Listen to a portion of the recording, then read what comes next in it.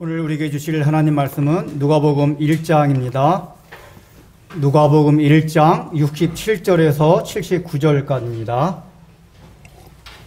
오늘 이제 그 종려주일이라서 종려주일에 맞는 본문을 이제 선택해서 할까 하다가 어차피 이게 강요 설교 이거 우리가 진행되는 이 내용 가지고도 관점을 어느 관점에서 보느냐에 따라서 어떻게 적용하느냐에 따라 가지고 종려주일에 맞는 적용을 할 수 있을 거라고 생각하고 오늘 이 본문을 가지고 종려주일에 관한 말씀을 함께 나누고자 합니다.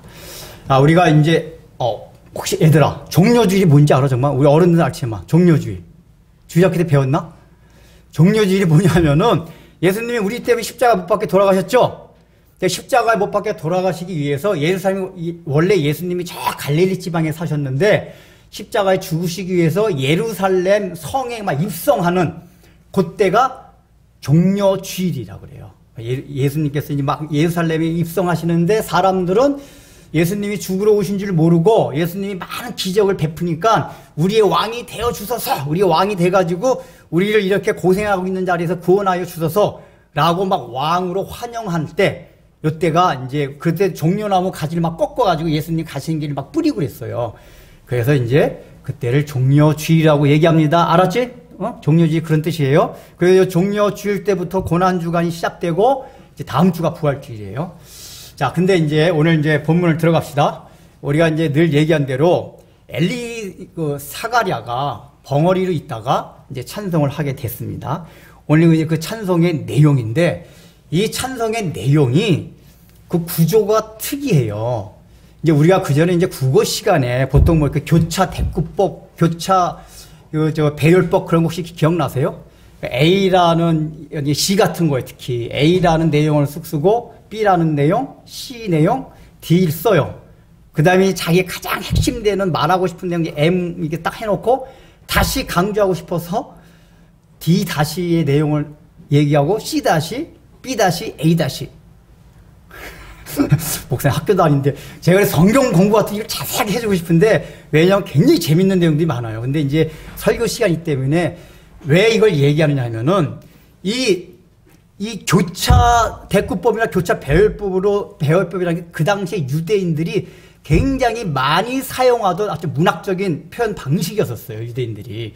이 방식이 왜 좋으냐면은 자기가 어떤 걸 강조할 때 또 한 번 재차 그러니까 논리적인 글들 같은 거는 또 강조하지 않거든요. 서론, 본론, 결론이 딱 끝나요. 근데 이제 이런 방식으로 쓰다 보면은 서론, 본론 비슷하게 해서 어떻게 결론을 딱 맺었는데 말하고 있는 사람이 내용을 또 말하고 싶어요. 너무 가슴이 벅차서. 그러면 다시 D 다시 C 다시 해가지고 먼저 말했던 내용에다가 좀 이렇게 부언 설명도 하고 그 내용을 다시 얘기한단 말이에요. 그러니까 이 방식, 이 양식으로 사가랴가 썼다는 얘기는 이제 첫 번째 뭐냐면은 여기서 예언하여 성령의 충만함을 받아 예언하여 이르되 그랬지만 제가 여러 번 말씀을 드렸지만은 하나님이 성경을 기록하게 할 때는 기계적으로 성령의 이게 감동을 받았다고 해서 기계적으로 받아 쓰는 게 아니라 그 사람이 가진 지식과 성량 모든 것이 동원해서 자기가 가진 생각대로 쓰게 하신단 말이에요. 근데 사가랴 그 당시에 유대인들이 그런 양식을 많이 썼고 사가랴는 특별히 제사장이기 때문에 교육받은 사람들이란 말이에요. 그래서 이런 양식을 진리여서 사용했다. 그래서 이제 이게 사람들이 기계적으로 쓰게 하지 않은 거라는 거를 우리가 이제 알고 두 번째 뭐냐면은 사가랴가 이걸 쓰면서 너무 찬양의 내용을 너무 강조하고 싶었던 거예요. 중간에 막 결론 비슷한 걸 얘기하고 나서 또 얘기하고 싶어요. 바로 그 얘기는 뭐냐? 사가랴의 마음이 지금 이 찬양하는 내용에 대해서 너무 마음이 흘러 넘친다 그 얘기예요. 그러니까 원래 논리적인 글 같은 거는 딱딱 메마르잖아요. 딱딱딱해요. 근데 히브리 문학이 이런 양식을 선호하는 것 자체가 뭐냐면 히브리 사람들은 논리적인 이거보다는 이 사람의 마음에 담고 있는 게 무슨 내용인가? 그 히브리 사람들 야다라는 단어를 여기저기 다 써요. 이게 헬라 사람들 헬라 사람들 단어가 굉장히 분석적입니다. 근데 히브리 단어들은 분석적이지가 않아요. 해가지고 그러니까 이 내용이 뭐냐면은 이 찬양의 내용 자체가 논리적으로 뭔가 생각하고 이런 끝에 온 게 아니라 그 논리를 떠나는 하나님이 주신 은혜에 너무 그게 겨우다 보니까 이런 찬양이 나왔다. 이게 이제 이 형식에 드러납니다. 자, 그래서 이제 그 내용이 대략 어떻게 되냐면은 이제 이 사가랴가 말하는데 예수님을 찬양하는 겁니다. 당연히 예수님 하나님을 찬양하는 건데 처음에 하나님께서 구원을 마련한 구원의 과정 경과를 이제 69절에서부터 70절까지 쫙 얘기합니다. 구원의 경과를 이제 더 자세하게 하면 하나님이 이스라엘 백성을 돌보셨고 찾아오셨고 그래서 이제 두 번째 경과는 구원의 뿔을 일으키셨다. 그리고 나서는 70절의 과정상에 뭘 넣냐면 70절에는 그 구원의 뿔을 일으키신 게 선지자들의 예언을 성취하시기 위함이다라고 사가랴가 얘기를 해요. 이게 누가복음 처음부터 계속 나오는 얘기인데 지금 이 성경이 기록되고 예수님이 오시고 하시는 모든 것들이 어느 날 하늘에서 뚝 떨어진 게 아니라 구약 성경의 몇천 년 전부터 예언된 온 일들이 이루어지는 것이다. 사가랴도 이거 자기가 찬양할 때 그걸 강조하고 누가 그걸 받아서 쓰는 거예요. 이 얘기는 뭐라고 그랬죠? 아, 이 기독교 복음의 역사성 하늘에 뚝 떨어진 게 아니라 옛날부터 있던 것이 이루어진다. 그 전에 한번 말씀을 드렸지만은 이 세상 가운데는 예언서가 많이 있어요. 노스트라다무스 예언서 같이. 근데 그런 예언서 가운데 주로 뭐 종교에 관해서 그게 많은데 그 예언서 가운데 우리 기독교가 아니라 학자들이 조사한 바에 의하면은 구약 성경만큼 많은 예언이 있고 예언의 그러니까 수 자체가 성경이 가장 많고 또 그 예언이 그대로 이루어진 적중률 이게 있는 게 성경 최고다 그 얘기예요. 이거는 일반 학자들이 얘기하는 거예요. 그러니까 지금 누가는 역사가의 입장에서 그 관점에서 또 얘기하는 거예요. 이게 구약 성경에 예언된 구원의 뿔 일으킨 이런 것들이 구약 성경에 예언된 것들이다. 이렇게 말씀하시고 나서 구원의 결과를 71절에서 얘기해요. 그 구원의 결과 뭐라고 표현하냐면 원수로부터 구원하십니다. 이렇게 얘기를 합니다. 그리고 나서 이제 72절, 73절에 뭐냐면은 사가랴가 가장 중요하게 하는 찬양의 내용인데 이게 뭐냐면은 원수로부터 구원했다는 게 구원의 결과예요. 근데 72절, 73절에서 뭘 얘기하냐? 구원의 그 원인, 근원, 그걸 사가랴가 얘기해요. 지금 그 사가랴가 지금 찬양하고 싶은 거는 이스라엘 백성을 향한 하나님의 구원의 그 과정, 결과도 굉장히 중요한데 더 중요한 건 뭐냐? 그 구원이 있게 한 근원이 무엇이냐? 그게 바로 조상들에게 하신 하나님의 약속과 성취다 그 얘기예요. 사가랴 마음 가운데 하나님의 찬양하는 가장 큰 거는 그냥 핵심적이고 가장 말하고 싶었던 거는 야 우리가 이렇게 해서 구원 받았지 구원 결과가 이렇게 됐지 근데 그게 왜 그런지 알아? 하나님이 우리 조상 아브라함에게 하셨던 그 전부터 모든 선지자들이 하셨던 그 언약 약속들을 기억하셨기 때문에 우리에게 오늘 이루어졌다. 사가랴의 뜻이 뭐라고 그랬죠? 사가랴라는 이름의 뜻 자체가 하나님께서 기억하시다예요. 기억하시다. 그러니까 사가랴가 자기 이름도 아마 생각하면서 하나님께서 우리를 기억하시고 어떤 기억이요? 선조들에게 하셨던 모든 약속들. 그러니까 이 얘기는 뭐냐? 하나님의 성품을 찬양하는 거예요. 어떤 성품이요? 하나님의 신실성. 그게 있었기 때문에 우리의 구원이 가능했다. 라고 72절, 73절 얘기하고 나서 이제 74절부터 다시 D-C- 해가지고 했던 내용들이 자세히 읽으면 나옵니다. 근데 이제 뭐 시간 관계상 그런 거 다 생략을 하고 사가랴가 전체로 말한 것 중에서 굉장히 말하는 것에 굉장히 중요한 키워드 두 가지가 있어요. 하나가 뭐냐면 구원의 뿔, 69절에 나오는 우리를 위하여 구원의 뿔을 그 종 다윗의 집에 일으키셨으니 요 전반부에 이제 구원의 뿔과 이제 후반부에는 뭐냐면은 78절에 보면은 이는 우리 하나님의 긍휼로 인함이라 이로써 돋는 해가 이로부터 우리에게 임하여 돋는 해. 그러니까 지금 구원의 경과와 결과를 설명하는 데 있어서 지금 사가랴가 쓰는 단어가 있는데 여러 가지 있는데 굉장히 중요한 키워드 되는 단어가 뭐냐면은 구원의 뿔, 돋는 해 그래요. 돋는 해는 이제 다음 주 부활주일 때 할 거고 오늘은 구원의 뿔 이거에서 얘기해 보자 합니다. 왜 우리를 왜 구원의 뿔? 그러니까 우리가 느낌상 구원의 뿔이라는 게 우리가 구원받았다는 그렇게 표현하는구나라고 알 수가 있어요. 근데 이 구원의 뿔이라는 단어는 구약 성경에서도 많이 사용됩니다. 다윗 같은 경우가 시편 같은 데서 보면 여호와는 나의 반석이시요 나의 피난처요 나의 구원의 뿔이시라 그렇게 표시한단 말이에요. 이것도 다 뜻이 있어요. 그런데 이제 왜 구원의 뿌리라고 표현했을까요? 뿌리 뭘 상징하죠? 우리가 일반적으로 생각할 때 뿔이라는 거는 동서양을 막론하고 힘, 권세, 소들이 싸울 때 막 뿔로 들이받잖아요. 뿔이란 건 능력, 권세, 힘, 이걸 상징해요. 그래서 이제 하나님이 성경을 쓰게 할 때도 그 당시에 문화나 언어적인 모든 습관을 차용하신다 그랬잖아요. 그래서 이제 그 하나님의 구원의 능력을 말할 때 뿔이란 단어가 좋기 때문에 차용해서 성경 기자들로 하여금 쓰게 하신 거예요. 그러면은 일반 사람들이 생각을, 일단 소가 싸우는 걸 생각해봐요. 소가 이거 하기 전에. 그래서 이제 마지막에도 요한계시록에 보면은 요한이 이제 많은 환상을 봤습니다. 그때 예수님이 재림하기 직전에 적그리스도가 나타나가지고 많은 그리스도인이 핍박하는 내용들이 나오는데 그게 환상 가운데 어떻게 표현됐냐면은 바다에서 한 짐승이 올라오는데 머리가 열이고 뿔이 일곱이라 그랬어요. 바다라는 거 요한계시록 세상을 말합니다. 땅은 이 세상적인 교회, 하늘은 성도, 이걸 얘기해요. 요한계시록의 그 상징의 의미가. 근데 바다에서, 그러니까 세상 가운데서 그리스도를 핍박하는 엄청난 세력이 나오는데 이 세력이 머리가 열이요. 열이라는 건 뭐냐면 충만해 있다 이게. 굉장히 거기다가 숫자로도 그런데 뿔이 7개, 7개도 완전수거든요.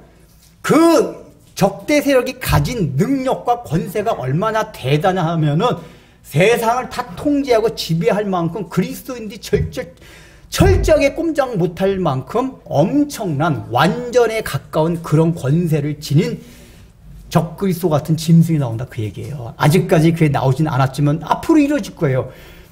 그러니까 그때 요한계시록 뒤에 딱 보면 그 뿔 7뿔 가진 짐승이 나왔지만 구원의 뿌리를 지닌 성도들이 그걸 다 제압하게 되는 게 요한계시록 나중에 내용이에요.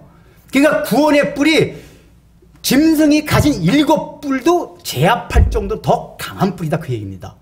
자, 그러면은 우리는 이제 이런 생각을 해요. 우리가 이제 일반적으로 생각할 때 야, 싸워가지고 이긴다, 승리한다. 그러니까 승리한다는 의미도 있으니까 그러면 세상적인 관점인 총과 활과 오늘날 같은 자기 지식과 뭐 돈과 이런 걸 가지고 싸워가지고 승리하는 쪽으로 많이 생각을 한단 말이에요. 근데 성경이 늘 구원의 뿔을 설명할 때 네, 그렇지가 않았어요. 일단 다윗 같은 경우가 여호와는 나의 구원의 뿔이시오. 나의 여호와께서 나에게 주신 구원이 나에게 힘이고 능력이고 승리다 그 얘기예요. 근데 그때 그렇게 다윗이 노래할 때 늘 다윗이 쫓겨다닐 때예요. 힘들고 인생의 곤고한 시기를 지나갈 때 구원의 뿔, 그러니까 여호와는 나의 피난처라는 얘기가 돼요. 힘들 때, 그렇죠? 근데 구원의 뿔이라는 건 나가서 싸워서 이길 때 나오는 건데 지금 원수들한테 쫓겨다니면서 여호와는 나의 구원의 뿔이시오 그런단 말이야. 왜 그렇게 표현됐나 그 얘기예요. 구약 성경에 뿔이라는 개념이 극명하게 드러난 데가 있어요. 뿔이 무엇인가를. 여러분 이제 구약 성경에 성막을 만들었습니다. 성전도 만듭니다. 성막과 성전은 제사 지내는 곳입니다. 우리의 모든 죄를 가지고 짐승에다가 안수하고 짐승이 대신 죽음으로써 하나님 우리 죄가를 덮어주는 제사 지내는 곳이 성전이었어요. 그래서 거기가 이스라엘 백성의 죄가 용서함 받았습니다. 그런데 처음에 짐승을 잡아서 태우는 것을 번제단이라 그래요. 그러니까 성막을 들어가면 가장 처음에 있는 게 번제단이에요. 근데 번제단을 만들 때 하나님이 뭐라고 명령하셨냐면 번제단의 네 기둥에 노수로 만든 뿔을 만들라고 했어요. 뿔을 만들라고 했어요. 그래가지고 이 뿔을 왜 만들었냐? 어떤 범죄자들이 막 쫓기다가 성전, 이제 솔로몬 때부터 성전인데 성전에 들어가가지고 거기서 딱 그 뿔을 딱 잡으면은 그 다음부터는 아무리 권력자라도 죽이질 못해요. 실제 그런 일이 있었던 게 솔로몬과 이제 아도니아가 서로 권력 투쟁을 했잖아요. 다윗 아들들이, 배다른 아들들이 서로 이제 왕자에 난리켜가지고 전쟁을 일으키다가 아도니아가 이제 졌어요. 아, 난 이제 솔로몬한테 죽겠구나. 보면 솔로몬도 잔인해요. 우리가 막 보면 이게 다른 얘기 어쨌든 간에 그래서 솔로몬이 이제 죽이려고 부하 보내가지고 탁 죽이려고 이제 분이야 불려고 이제 죽여라 하니까 이 아도니아가 막 뛰어가지고 성전 안으로 딱 뛰어서 그 번제단 위에 뿔을 팍 잡아요. 그러니까 분이야가 쫓아가다가 못 죽여요. 왜냐? 율법의 명령이다. 이 뿔을 잡는 자마다 생명을 건지리라. 그러니까 솔로몬도 하나님 말씀 알고 있기 때문에 죽이지 못해요. 그래서 도피성이라는 제도라는 게 율법에 보면 있는데, 도피성 제도에서 중요한 게 뭐냐? 살인을 저지른 주거 사형, 그 당시에 살인이면 그 죄가가 사형입니다. 그것뿐만 아니라 사형에 해당되는 죄목들이 많아요. 근데 그런 사형을 당할 죄를 짓고 도망가다가 도피성 안에 들어서 이 뿔을 딱 잡으면은 죽이지 못해요. 사형을 받아요. 자, 이게 봐. 여기서 뿔이 상징하는 게, 뿔이라는 건 원래 힘과 능력을 상징한다 했잖아요. 근데 이 뿔은 뭐냐면은 가장 연약한 사람이, 너무 연약하고 추악한 사람이 나만, 그러니까 막 그 강한 사람, 자기보다 강한 사람한테, 자기보다 의로운 사람한테, 그러니까 죄인이 됐죠. 상대방이 의인이니까 자기가 죄인이 됐단 말이에요. 그 사람한테 쫓기다, 넌 죽었어, 이제. 쫓기다, 너무 약하고, 부족하고, 초라해서, 마지막에 붙잡는 뿔. 근데 이걸 잡았더니 살았더라, 그 얘기예요.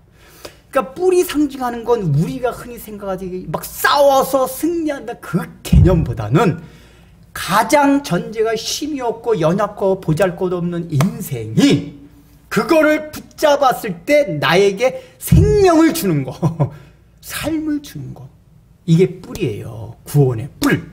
구약성에서 말한 근원적인. 사가랴는 적어도 제사장이기 때문에 구약성경에 나타난 번제되는 그런 뿔의 의미를 알았어요. 그래서 이런 표현을 썼을 거예요. 그렇다면 생각해 보세요. 사가랴 입장에서 지금 막 찬양을 한단 말이에요. 그래서 거기서 보면은 실제로 자기 자손을 중국에 잠깐 언급을 합니다. 그러면 사가랴는 지금 개인적으로 어떤 삶이었습니까? 고난의 삶이었어요. 말씀을 드렸지만은 제사장 집안에 자식이 없어요. 그 당시엔 자식이 없으면 하나님의 저주를 알았습니다. 그러니까 사람들의 수군수군대는 소리, 비냥, 조소 이런 걸 평생 동안 안고 살아왔어요. 아마도 그가 제사장직을 수행할 때 너무 부담스러웠을 거예요. 하나님 왜 나한테 자식을 안 주나? 마지막에 나이 들어서 아내가 아이를 낳을 수 없을 때 하나님이 자식을 주셨어요. 자, 그러면은 이제 이 자식을 통해서 하나님께서 나에게 행복, 이제 슬픔 끝, 행복 시작 이렇게 돼야 되잖아요. 근데 성경은 이 사가랴 집안은 뭐냐면은 고생하다가 어렵게 자식 하나 얻었다 끝.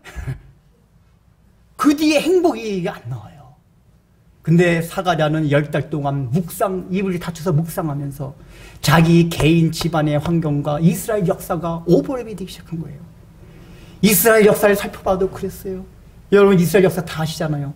이스라엘만큼 우리나라 비슷해요. 지정학적으로 강대국 사이에 탁 끼어있고 자원도 없고 뭐가 없어서 늘 강대국도 시달림을 받았던 나라가 이스라엘이었어요. 근데 하나님은 그런 민족을 선택을 했어요.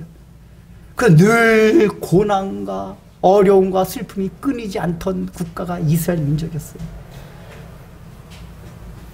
네, 사가랴가 그걸 생각하고 지금 현재는 어떤 상태죠? 로마 제국의 압제를 받고 있어요. 그러니까 적어도 우리가 흔히 생각하는 구원의 뿔이라는 개념을 생각할 만큼 그런 시대적인 상황이 아니었어요. 근데 사가랴는 10달 동안 묵상하면서 자기 조상들에게 하신 약속과 이스라엘 백성을 인도하신 하나님의 섭리를 생각하며 그때마다 어려움이 있었죠. 우리가 다 성경을 보면 그렇잖아요. 늘 이스라엘이 아슬아슬 막 그런 게 얼마나 많았어요. 근데 재밌는 건 아슬아슬한데 하나님이 탁 그때서 건져주시고 또 죽을 지경에 빠졌을 때 건져주시고 이게 하나님의 역사가 참 신기해요. 그냥 처음부터 확 하는 게 아니라 몰고 나 코너에서 몰려서 거의 죽기까지 되었을 때 탁 건져내시고 이스라엘 역사 보면 그게 있어요. 사가랴 그걸 생각한 거예요. 그래서 소망을 갖게 되는 거예요. 그가 생각할 때 아브라함을 생각해 보시오. 아브라함한테 하나님 많은 약속을 해주셨습니다. 너 자손이 하늘의 별과 같이 모래와 바다가 아니라 바다의 모래와 같이 많아지리라. 근데 여러분, 아브라함의 생애를 보세요. 분명히 그 약속을 주시고 나서 일단 자식을 주셔야 될 거 아니에요. 근데 자식도 아예 자식이 생기질 않았어요. 그러니까 인간의 방법으로 이스마엘 취하고 했잖아요. 그러다 화당하고. 그것도 겨우겨우 사라의 생리가 끊어졌을 때 인간적인 방법이 아니고 주셨어요. 얼마나 귀한 아들 하나 줬잖아요. 그러니까 아브라함 생애 때는 하늘의 별, 모래의 별, 잠깐만, 바다의 모래, 이런 건 생각도 못했어요. 딱 하나 얻은 건 한 명뿐인 이삭, 그 하나요. 이삭도 한번 죽이라고 하시잖아요, 또. 근데 히브리서 기자의 말을 보세요. 구약의 그 믿음의 선진을 바라보면서 그들이 약속은 받았을 때 성취되는 건 보지 못하고 그 약속해 주신 것만 바라보고 소망 중에 즐거워하였더라. 이렇게 얘기를 해요. 그러니까 아브라함도 그거예요. 평생 그가 얻은 약속의 성취는 나중엔 이스라엘, 지금은 우리가 그 의미를 알잖아요. 전 세계의 그리스도의 아브라함의 자손이 얼마나 많아요. 제가 그 전에 그 어디 명동 다니다가 명동 성당 앞에 뭐 이렇게 거의 뭐 강연이라고 써져 있던 거 그랬는데 스님이라고 써져 있어요. 그래서 하도 놀래가지고 웬 또 성당에 스님이 와서 강연을 하도 궁금해가지고 제가 그 시간 이렇게 기억했다가 일부러 한번 가서 참여한 적이 있거든요. 스님 이름은 기억이 안 나는데 그 스님이 딱 나와서 처음에 하는 말이 아브라함의 자손님들 그렇게 딱 얘기를 하더라고. 그래서 야, 예수 안 믿는 스님도 그리스도인이 아브라함의 자손인 걸 아는구나. 전 세계에 혈통적인 이스라엘 민족도 사실 혈통적인 이스라엘 민족 잘 보세요. 전 세계에 가장 많이 흩어져 있는 혈통적인 민족이 유대인들이에요. 실제로 혈통적으로도. 그리고 영적으로 전 세계가 얼마나 그리스도인들이 많아요. 근데 아브라함 당대는 전혀 보지 못했어요. 그거를. 이삭 하나. 그가 그럼 평생 고생하다가 가나안 땅도 주식다고 했는데 가나안 땅 받았습니까?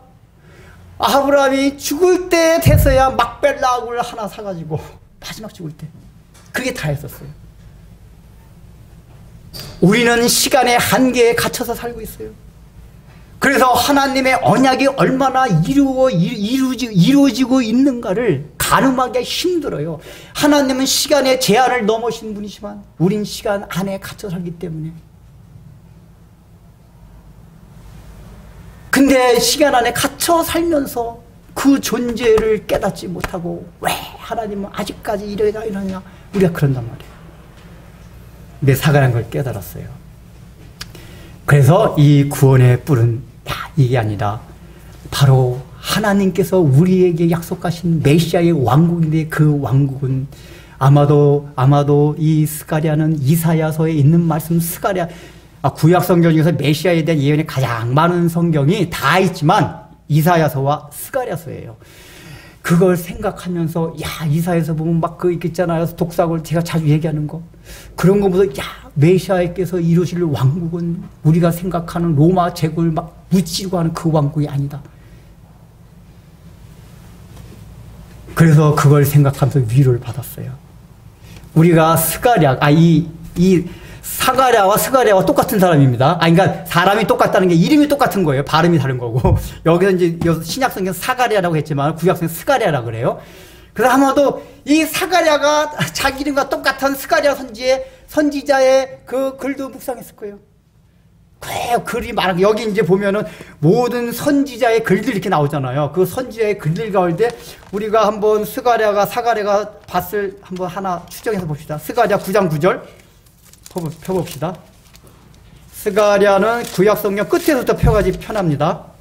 구약성경 9장 스가랴 말라기 앞에 있습니다. 말라기 앞에.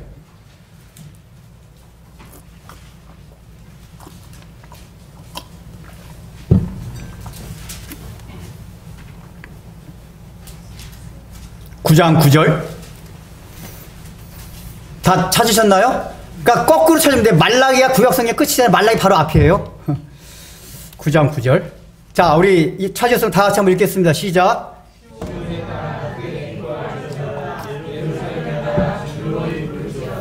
보라, 내 왕이 내게 임하시나니 그는 공의로우시며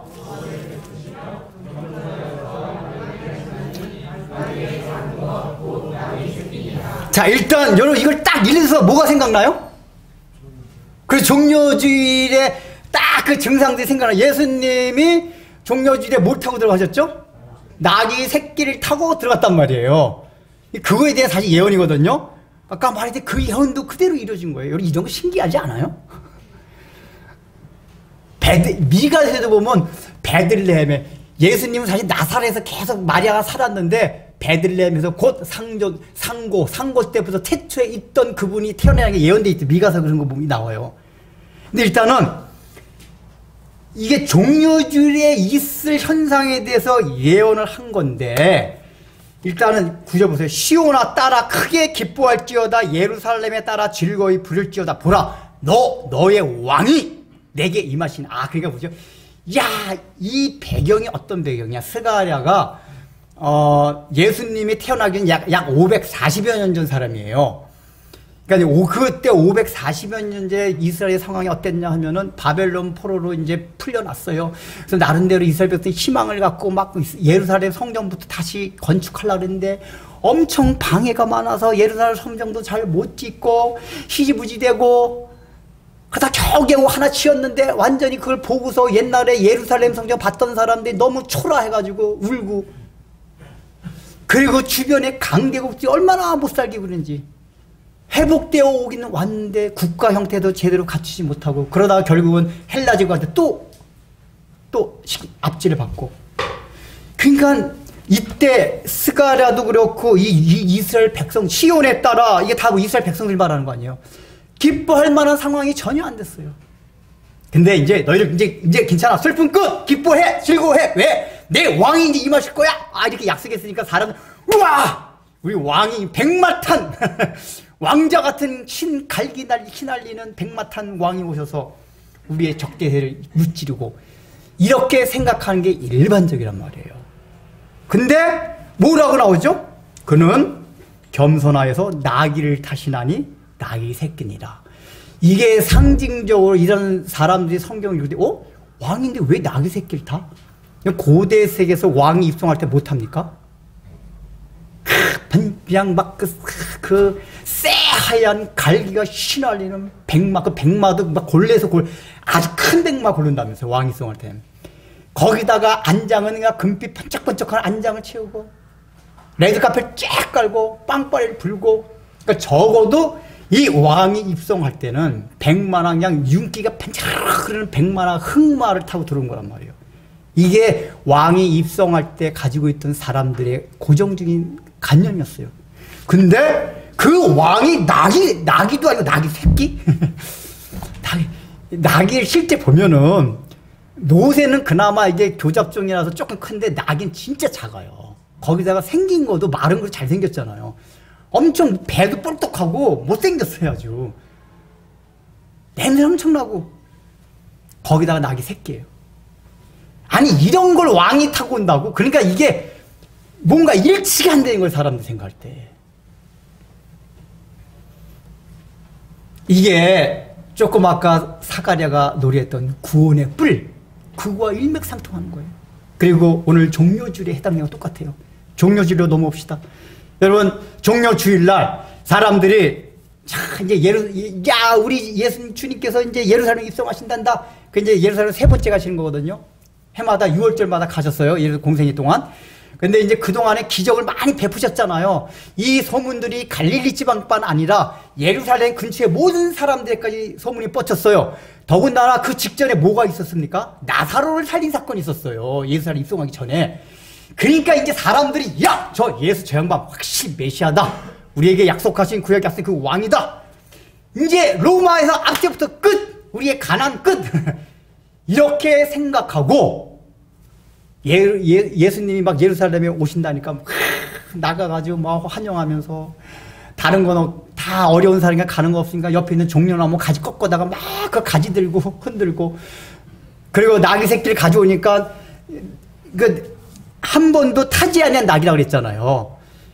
그러니까 제자들이 거기다가 안장 대신 겉옷을 벗어가지고 깔아드리고. 여러분, 이게 실제 상황상 볼 때 얼마나 우스웠겠어요. 빌라도가 예수님 신문할 때 보면 이제 이 종교 지도자들이 예수님 걸어 넘기려고 이 구테타 일으키려고 한다 그렇게 했잖아요. 근데 빌라도 정보를 다 입수했겠죠. 근데 야 예루살렘에 들어올 때 보니까 뭐 더디 뭐 어디 오합조질 지졸 같은 애들이 막 나무까지 꺾고서 막 그 애들 장난도 아니고 이런 걸 빌라도가 들었기 때문에 이 사람 무슨 정치적인 구테타냐, 그냥 종교적인 퍼포먼스지 구테타 아니다, 이렇게 빌라도가 생각했단 말이에요.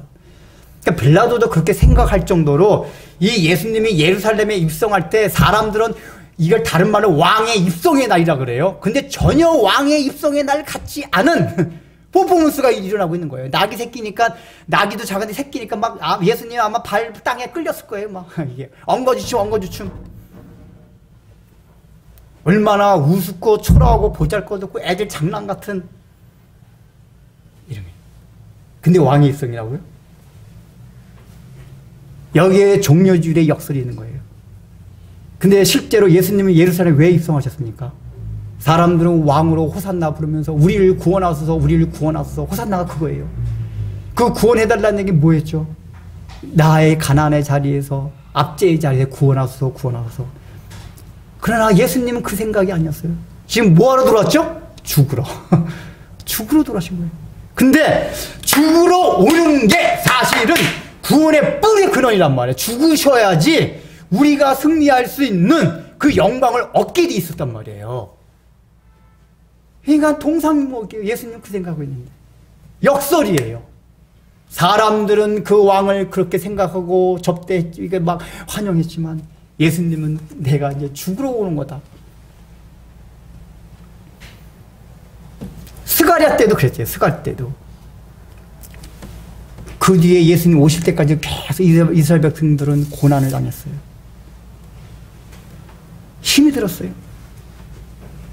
사가랴가 이걸 생각하며 구원의 뿔에 대한 개념을 다시 한번 깊이 생각하는 거예요. 그러면서 그 뒤에 내용이 뭐냐면 속량이라고, 속량, 죄를 속량. 그러니까 구원의 뿔의 내용이 뭔지를 알게 돼요. 죄 사함을 받는 것이 구원의 뿔의 능력이 된다. 왜 그렇습니까? 온전히 죄 사함을 받을 때 일어나는 그 현상들을 사가랴가 알았던 거예요. 그게 여러분 지금 스가랴서 9장 10절 읽어봅시다. 9절.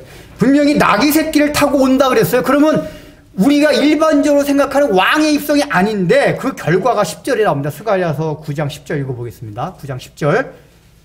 그거 찾으면 바로 다음이니까 9절 10절 시작.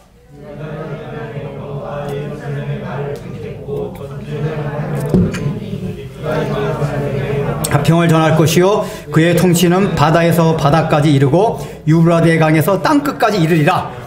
그러니까 낙이 새끼 타고 가면 그런 왕이 아닐 것 같은데, 갈겨날 백말 타고 난 왕이래야지 뭔가 이런 일이 있을 것 같은데 그 낙이 새끼 탄 왕이 이루어질 일이 뭐냐? 에브라임의 병고와 예루살렘의 말끔 끊고, 이게 뭐냐? 에브라임이라는 건 이스라엘 민족을 말합니다.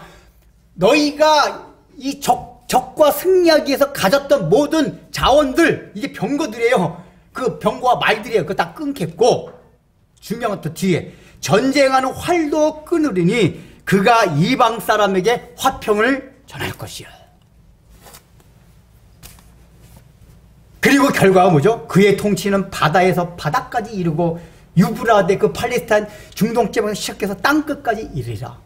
오늘날 그리스도의 복음이 어떻게 됐습니까? 세상 땅끝까지 퍼졌어요. 근데 병고와 말과 활로 세계를 제패했던 로마 제국은 어떻게 됐습니까? 역사 속에서 사라졌어요. 그 로마 제국 때도 요한계시록에 나온 것 같이 많은 짐승들이, 그때도 이제 그거는 모델적으로 보여주는 거예요. 네로 황제를 비롯해서 많은 로마 제국의 황제들이 기독교를 얼마나 핍박했으면 죽이려고. 나타나는 현상들을 보면 도대체 구원의 뿔은 로마 제국의 뿔에 비하면 아무것도 아니었어요. 그 많은 그리스도인들이 사자의 밥이 되고 화형을 당해갔어요. 300 몇십 년 동안.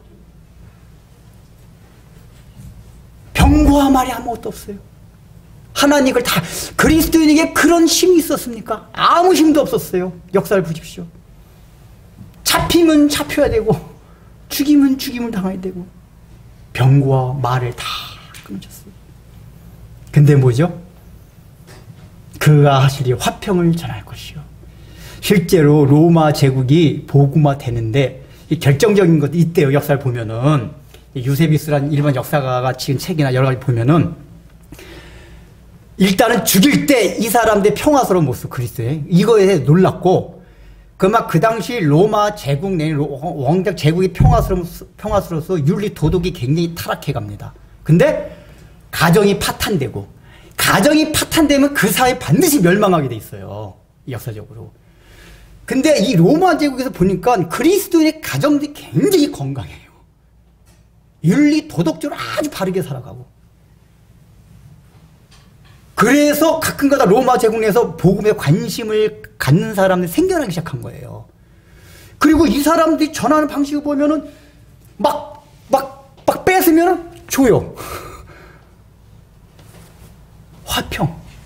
근데 이게 사람들 심리가 이게 중세 시대 그 전에도 왈도프한테도 그런 게 있었는데 사람들이 막 뺏으려고 할 때 줘버리니까 뺏는 사람은 너무 미안해가지고 야 그래도 너희 같은 좋은 사람이니까 그 굶어 죽을 수 없으니까 이 나쁜 거라도 먹어 준대요. 나쁜 거. 좋은 건 자기가 다 뺏고 죽이진 않고 나쁜 거. 왜냐 이 사람도 저 싸울 의지가 없는 사람을 알기 때문에 야 나쁜 거라도 먹고 살아라. 근데 역사를 보면 그 사람들한테 다 정복당해요, 이 사람들이. 그러니까 힘으로 칼로 정복하던 사람들이 이 화평으로 정복을 당해요. 이게 기독교 역사란 말이에요. 그래서 로마 제국이 칼과 검으로 기독교인들을 대적하고 죽이려고 했지만 그 뿔의 능력으로 그리스도인들은 평화에 그걸로 대해가지고 처음에 다 죽는 줄 알았지만 지금 결과가 어떻게 됐습니까? 로마 제국은 사라졌지만 그리스도의 복음은 전 세계에 흩어졌습니다. 세계의 종교 가운데 가장 큰 영향력을 끼치는 종교 그리스도교. 땅끝까지 이르렀단 말이에요. 이게 이스라엘 역사뿐만 아니라 오늘날 우리에게도 동일하다 그 얘기예요.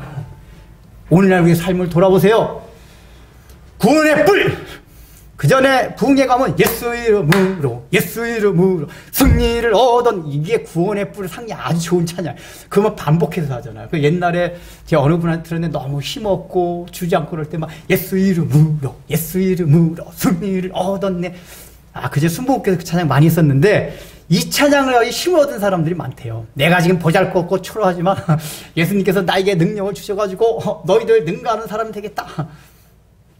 어쨌든 뭐 그런 거라도 희망을 얻은 거 다행이긴 한데 우리는 그 예수 이름으로 승리를 얻었네 그것조차도 망하던 사업이 다시 일으켜지고 병들던 몸이 다시 회복되고 뭐 이런 관점에서만 생각한단 말이에요. 그게 나쁘다는 게 아니라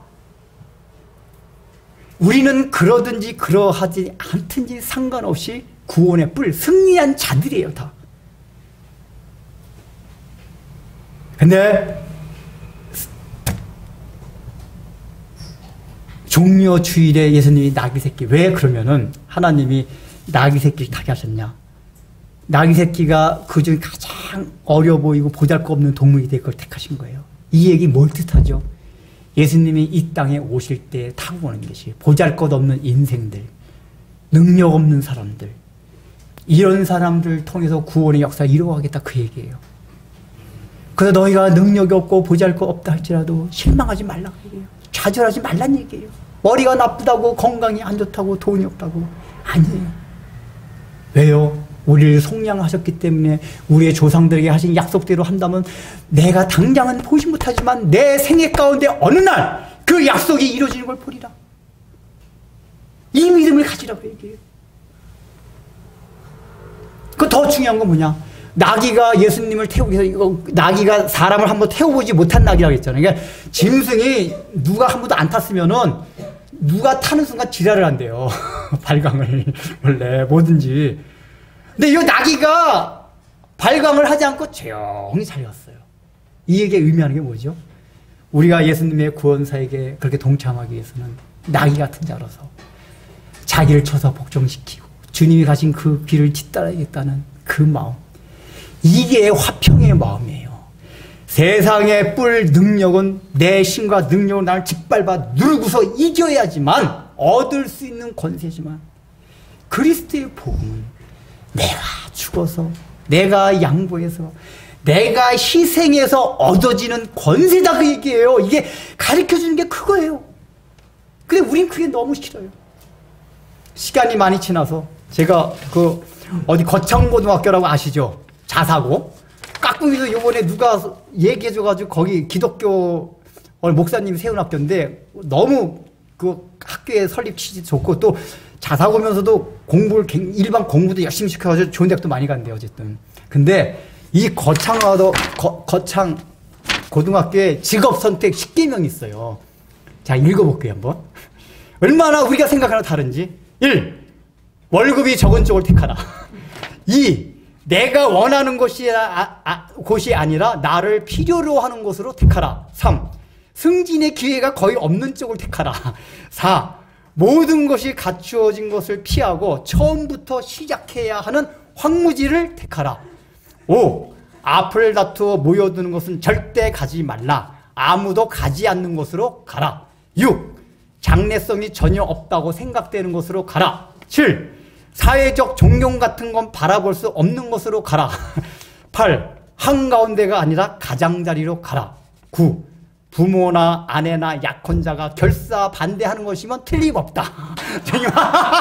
너무 재밌어 이거. 야, 부모나 아내나 약혼자가 결사 반대하는 것이면 틀림없다. 야, 참. 어떻게 이런 생각을 했는지 모르겠어요. 10.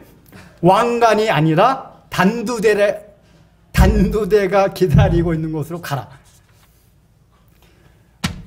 저는 이걸 이제 설립자가 설립자가 어느 목사님이신데 그 뒤에도 계속 풀무원 그 원장 하셨던 분이 여기 한번 교장을 했었어요. 그게 취지 계속 그 설립 취지가 그대로 내려오고 있다 그러더라고요. 애들 신앙이 좋대요, 이 아내들이서. 여러분, 이게 우리가 생각하는 뿔하고 얼마나 달라요. 이 뿔이란 말이에요. 근데 여러분, 여기 나온 사람들이 사회적으로 굉장히 좋은 영향을 미친대요. 오히려 이런 사고방식과 가치관을 가져가니까 공부도 잘해요. 이런 사고방식 갖기 때문에 야, 스마트폰 보지 마 이놈 새끼야 이러고 안 해도 스마트폰 딱 끊게 되고, 이런 사고방식 갖게 되면은 공부도 열심히 하게 돼요. 이렇게 하지 않는데 여기저기 차이가 나요. 그래서 실제적으로는 사실 사회적으로 좋은 영향력을 미칠 수 있는 곳으로 가게 되더라는 게 이 거창고등학교 관계자들의 얘기예요. 이렇게 했는데도 거꾸로 이 반대쪽으로 택하려고 그러면은 그 마음대로 됩니까? 우리 삶을 돌아보세요.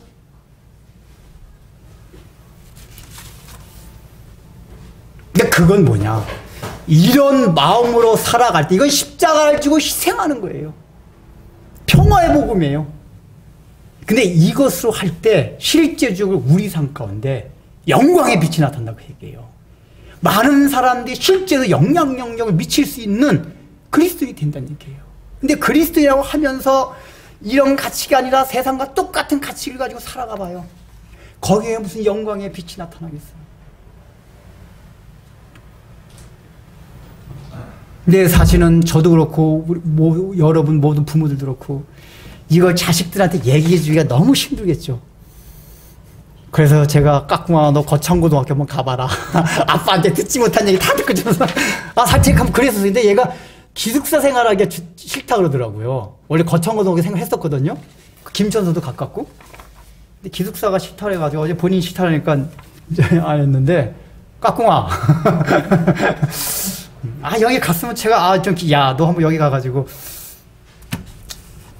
그럼 더 훌륭한 사람이 될 것 같은데 어쨌든 간에 이게 예수님이 생각하는 오늘 사가랴가 얘기하고 있는 구원의 뿔, 거기서 나타나는 능력과 권세와 승리란 말이에요. 오늘 위해서 기도합니다. 주님, 저희를 위하여 이 땅에 오셔서 십자가에 죽으시기 위하여 예루살렘에 입성하셨던 그날을 기억하며 오늘 종료주의를 지켰습니다. 또한 그 사실을 생각하며 봉헌합니다. 주님 앞에 드린 참된 봉헌이 참으로 주님의 못 박힌 손발을 보면서 우리도 주님의 뒤를 십자가를 지고 나도 희생하겠다는 그 마음으로 내 몸을 다른 사람을 위하여 제물로 삼고자 하는 그 마음만이, 주님의 심정만이 참된 봉헌임을 우리 마음에 깊이 간직하게 하사, 우리가 예수를 이왕 믿었으면 세상적인 그런 구원의 뿔의 관념으로 살아가는 것이 아니라 사가랴가 노래했던 그 구원의 뿔을 노래하며 우리도 그와 같이 살아가면서 역설적으로 오히려 세상 가운데 많은 능력과 많은 영향을 나타낼 수 있는 참된 그리스도인이 될 수 있도록 복 내려 주옵소서. 예수님의 이름으로 기도드립니다.